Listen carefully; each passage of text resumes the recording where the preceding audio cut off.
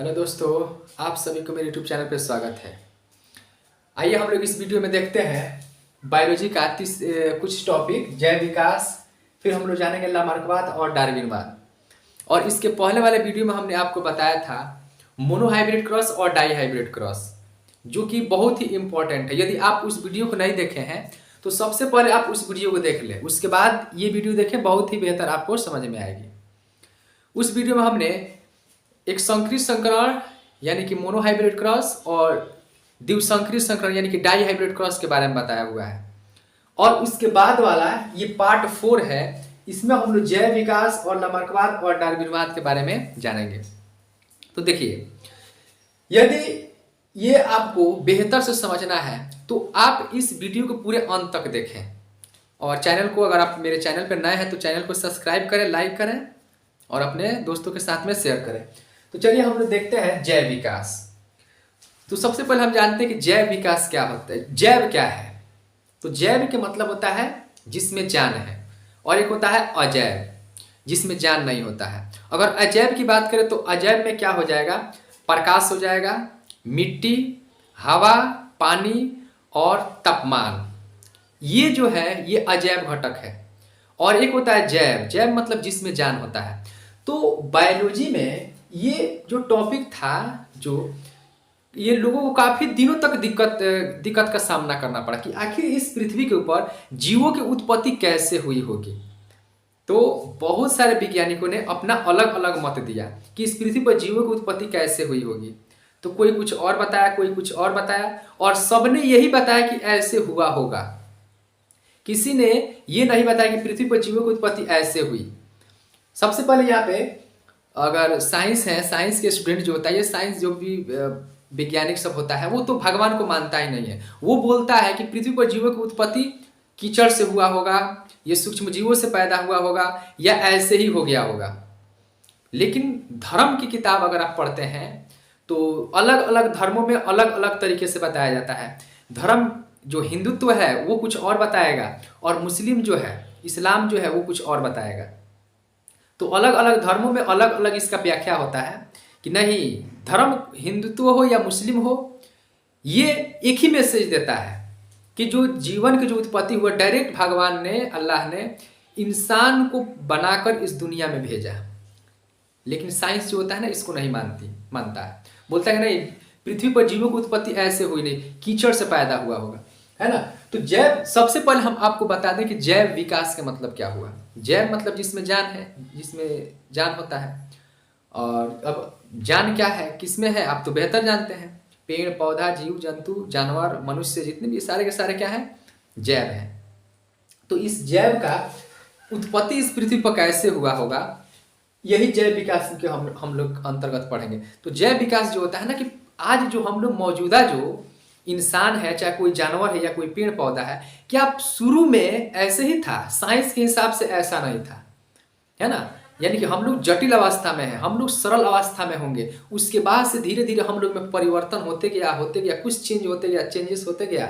और इस चेंजेस को होने में करोड़ों मिलियन वर्ष लग गया होगा, तब जाकर हम लोग मनुष्य या जो भी बड़े बड़े जानवर के रूप में जो देखते हैं वो पैदा हुआ होगा, है ना। लेकिन आज ये जैव विकास क्या करता है कि पृथ्वी के जब निर्माण हुआ, उस पृथ्वी पर जो सूक्ष्म जीव पैदा हुआ, है ना। ऐसे तो बताया जाता है कि पृथ्वी पर जीवों की जो उत्पत्ति हुआ होगा वो कीचड़ से पैदा हुआ होगा।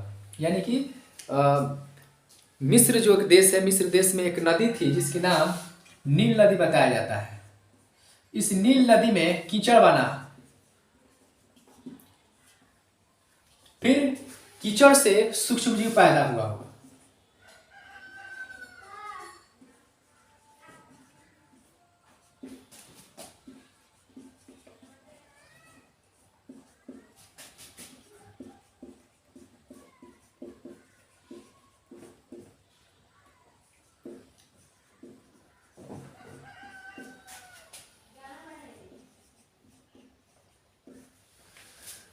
ऐसे मान्यता है साइंस की कि पहले मिस्र नदी जिसमें कीचड़ पैदा हुआ था, कीचड़ था, है ना, वो कीचड़ से करोड़ों बिलियन वर्ष बाद वो रूपांतरित होकर कीचड़ से सूक्ष्म जीव पैदा हुआ होगा। सूक्ष्म जीव, वही सूक्ष्म जीव को फिर वो उसमें धीरे धीरे धीरे धीरे परिवर्तन हुआ होगा।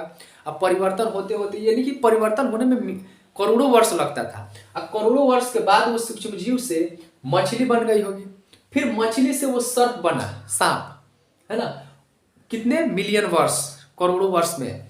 फिर वहां से मगरमच्छ, फिर बंदर बना होगा, फिर बंदर से मनुष्य का इससे निर्माण हुआ। साइंस बोलता है कि डायरेक्ट इंसान इस दुनिया में नहीं आया है, यानी कि उसको बनने में करोड़ों वर्ष लगा होगा। ये रूपांतरित होते गया और नए नए जीव का विकास होते चला गया। तो साइंस यही देखिए, शुरू में कीचड़ था और कीचड़ से इस बंदर को, बंदर या मनुष्य बनने में जो भी परिवर्तन हुआ, इसी परिवर्तन को जैव विकास कहा जाता है। यानी कि जीवों का विकास कैसे हुआ, तो ऐसे हुआ होगा, ऐसे माना जाता है। कुछ वैज्ञानिकों ने ये बताया कि ये पृथ्वी पर सूक्ष्म जीव पैदा हुआ और वो सूक्ष्म जीव कर आगे डेवलप करते गया और फिर बड़े बड़े जटिल पहले एक कोशिकीय जीव बना होगा। ऐसे माना जाता है कि पृथ्वी पहले एक कोशिकीय जीव था, हम लोग भी एक कोशिकीय थे।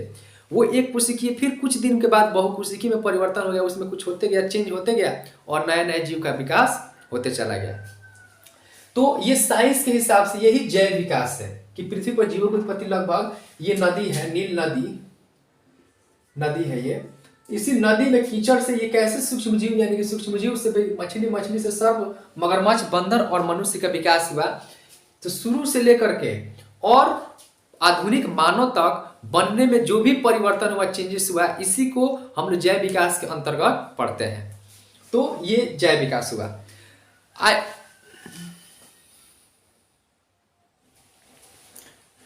तो जैव विकास आपको समझ में आ गया होगा कि जैव विकास क्या होता है। अब ये जैव विकास के अंतर्गत से अगर माना जाए तो ये कीचड़ से सूक्ष्म जीव, जितना ये सूक्ष्म जीव पैदा हुआ, यही इस दुनिया में होना चाहिए। लेकिन अब ये गाय भैंस, यानी कि इस दुनिया के अंदर इतने जीव जंतु है, ये सब फिर कहां से आ गए? तो ये होता है,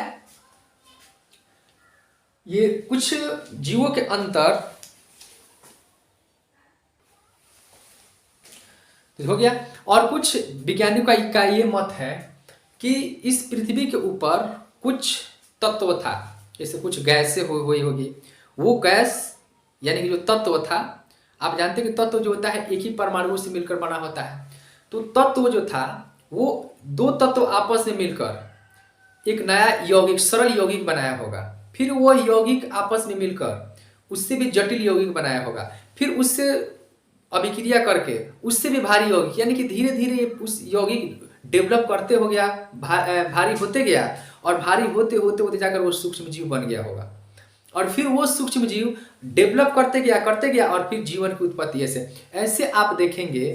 तो पृथ्वी पर जीवों की उत्पत्ति के संदर्भ में बहुत से वैज्ञानिकों ने अपना अपना मत दिया है, सब आपको पढ़ना है।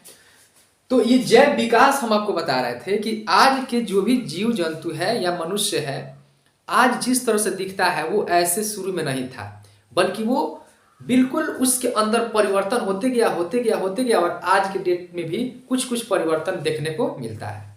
तो ये आपको जैव विकास समझ में आया होगा। अच्छा, तो अब हम लोग जानते हैं कि लामार्कवाद के बारे में, कि लामार्कवाद क्या है। तो ये लामार्कवाद जो थे, फ्रांस के एक वैज्ञानिक जिनका नाम लामार्कवाद, फ्रांस के रहने वाले थे, जिनका जन्म 1744 में, ये 1744 में जन्म हुआ और लगभग 1829 में इनकी मृत्यु हो गई थी। यानी कि 44 से लेकर के और 1829 तक ये रहे। और उसी के बीच में यानी कि 1809 में उन्होंने जैव विकास के संदर्भ में कुछ अपने पुस्तक, ये पूछा जाता है कि लामार्क के द्वारा लिखा गया बुक क्या है, फिलोसफिक जूलॉजिकल, यानी कि इनका लिखा हुआ एक बुक है। उसी में इन्होंने अपने पूरे एक्सपेरिमेंट को उन्होंने बताया था, लामार्कवाद साहब में। ये लामार्कवाद फ्रांस के रहने वाले थे। इन्होंने क्या बताया था कि इस पृथ्वी के ऊपर जितने भी जीव जंतु होते हैं, इस पृथ्वी के ऊपर जितने भी जीव जंतु होते हैं, वो जीव या कोई भी जीव है, जिस अंग का जितना ही ज्यादा इस्तेमाल करता है, वो अंग उतना ही डेवलप करते चला जाता है, और जिस अंग का वो इस्तेमाल नहीं करता या उपयोग नहीं करता है, वो धीरे धीरे उसके शरीर से वो क्या होता है, विलुप्त हो जाता है। ये लामार्कवाद साहब बोल रहे हैं, मैं नहीं बोल रहा हूं। इन्होंने कहा था कि पृथ्वी पर पाया जाने वाला कोई भी जीव जिस अंग का जितना ही ज़्यादा इस्तेमाल करेगा वो उतना ही डेवलप करते चला जाता है, और जिस अंग का इस्तेमाल कम करता है वो धीरे धीरे उसके शरीर से क्या होता है, विलुप्त हो जाता है। तो अब देखिए इन्होंने क्या क्या एग्जाम्पल दिया, उदाहरण क्या दिया इन्होंने दिया था जिराफ का, इन्होंने जिराफ का एग्जाम्पल दिया था। इन्होंने ऐसे इनका मानना था कि पृथ्वी पर एक ऐसा समय आया होगा कि पृथ्वी के जितने भी जंगल के जितनी भी नीचे की जो घासें हैं वो खत्म हो गई होगी, पूरे घास खत्म हो गया होगा। और उस घास जब खत्म हो गया तो जिराफ जो था शुरू में, आज हम लोग देखते हैं कि जिराफ के बहुत बड़े बड़े गर्दन होती है। जिराफ जो होता है ना सबसे लंबा जानवर है ना, उसकी गर्दन सबसे लंबी होती है। तो इनके हिसाब से जिराफ जो था शुरू में उसका गर्दन उतना बड़ा नहीं था, बिल्कुल छोटा, गाय और भैंस की तरह छोटा छोटा हुआ करता था। तो ये फिर जिराफ का ये गर्दन जो था इतना बड़ा बड़ा हुआ कैसे? तो इनके मत के अनुसार कि जंगल का पूरा नीचे का घास खत्म हो गया होगा। अब उस जिराफ को नीचे का घास खत्म हो जाने के कारण अपने गर्दन को उठाकर ऊपर के घास को खाना, यानी कि पेड़ पौधों की जो डाली होती थी, पत्तियां जो होती थी, उसको खाना पड़ता था।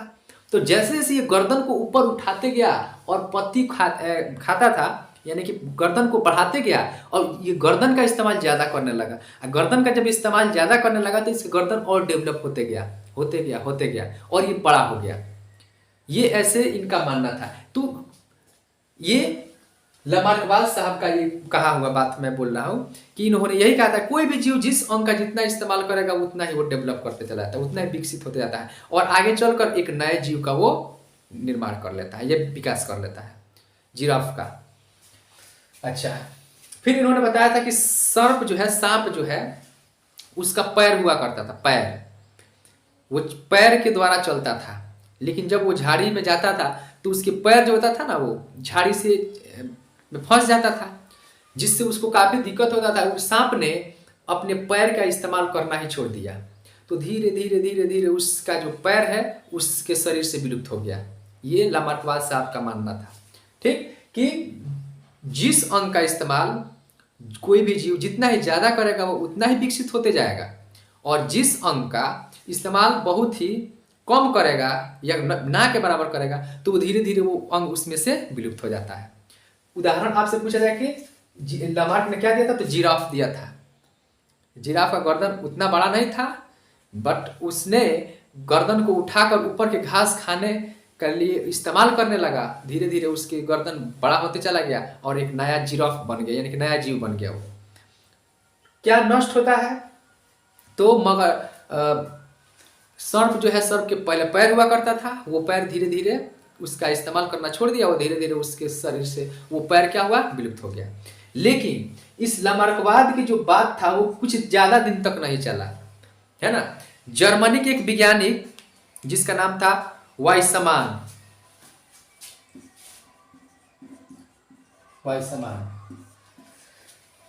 ये वाइसमान कहाँ के रहने वाले थे? जर्मनी के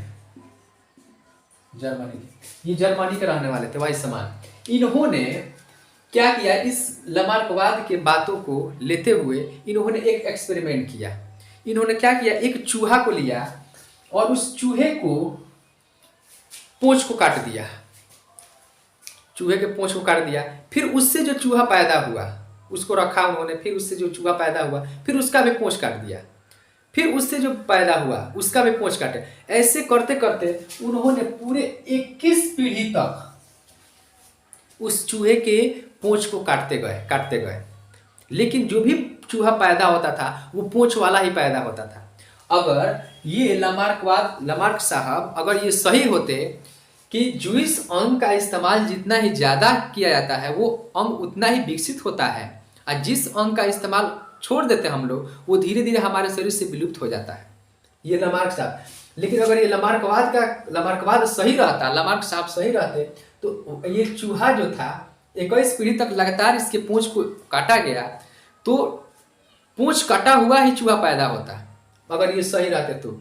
लेकिन इन्होंने सही नहीं कहा था, इसलिए इनकी जो मान्यता थी वो बिल्कुल गलत थी और इसको काट दिया गया, गलत साबित कर दिया गया। कौन? वाइसमान ने गलत साबित किया था। कहाँ के थे? जर्मनी के। कैसे? इन्होंने चूहे को 21 पीढ़ी तक लगातार उसके पूंछ को काटता रहा काटता रहा, ठीक। और वो जो भी चूहा पैदा होता था वो पूंछ वाला ही पैदा हुआ। 21 पीढ़ी के बाद भी चूहा जो था वो पूंछ वाला पैदा हो गया। इससे ये पता चलता कि जब ये बाकी 21 पीढ़ी तक जो चूहा थे बिना पूंछ के थे, तो अब उसका जो बच्चा पैदा होता था वो बिना पूंछ वाला ही होना चाहिए था, लेकिन ऐसा नहीं हुआ। इससे ये साबित होता है कि लामार्कवाद जो थे बिल्कुल गलत थे।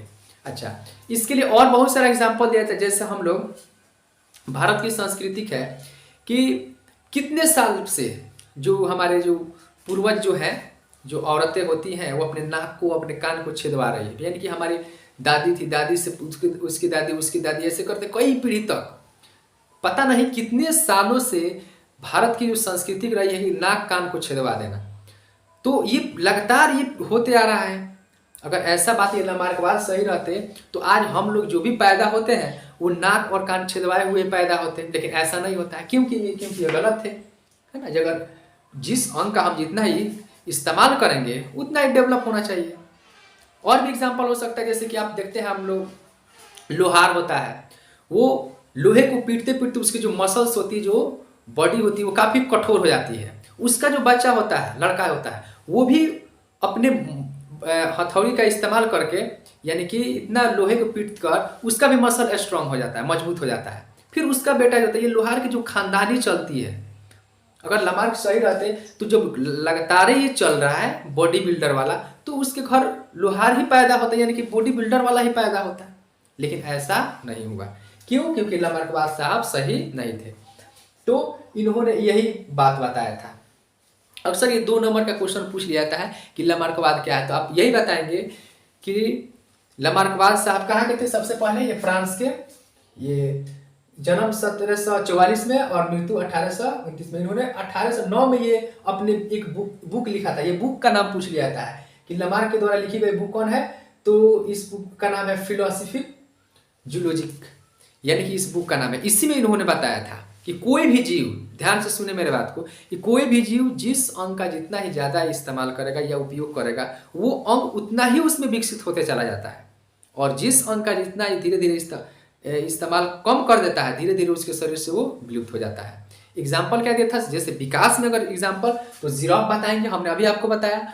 और विलुप्त होने की बात करें तो सर्प का क्या होता था, पैर होता था। अच्छा, अब इनके मान्यता को नष्ट कौन किया, रद्द कौन किया, तो वाइसमान जो जर्मनी के थे, इन्होंने क्या किया था, चूहा के जो 21 पीढ़ी तक उसके पूंछ को लगातार इन्होंने काटते चला गया। ठीक है ना।